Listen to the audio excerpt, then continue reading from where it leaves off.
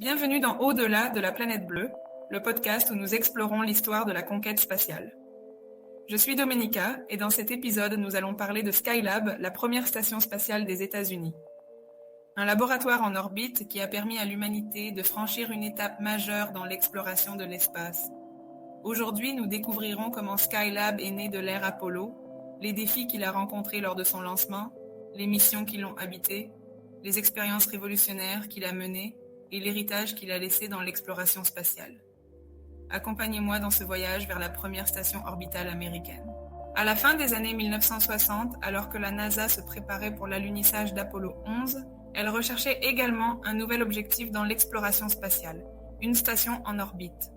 L'idée de Skylab était née comme un moyen de réutiliser le matériel du programme Apollo.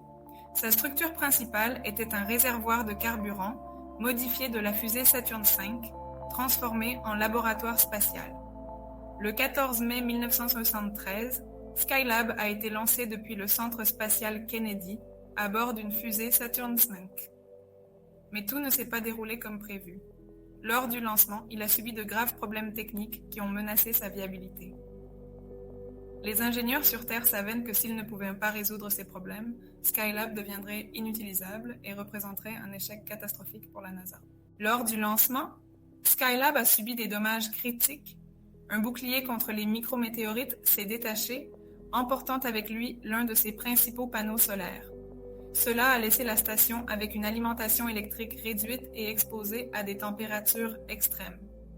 La NASA a dû réagir rapidement. Le premier équipage, à bord de Skylab 2, a transporté un pare-soleil spécial pour protéger la station de la chaleur solaire et a effectué des réparations dans l'espace. C'était une opération risquée, mais réussie. Grâce à leur travail, Skylab a pu fonctionner pendant plus de 6 ans.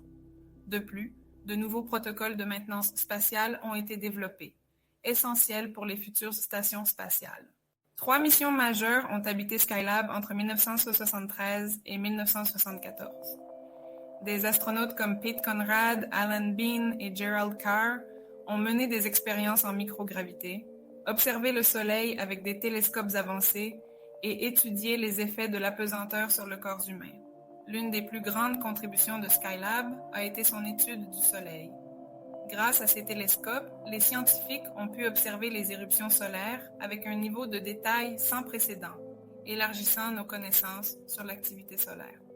Ces observations ont été fondamentales pour comprendre les effets du rayonnement solaire dans l'espace. Un autre grand succès a été la recherche biomédicale.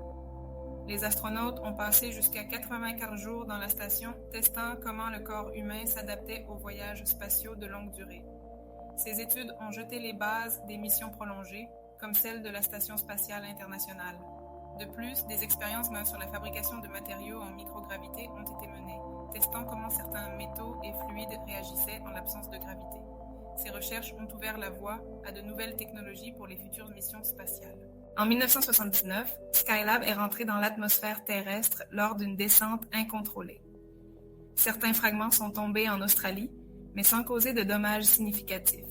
Malgré cette fin chaotique, Skylab a prouvé qu'une station spatiale était viable et a ouvert la voie à la collaboration internationale dans l'espace.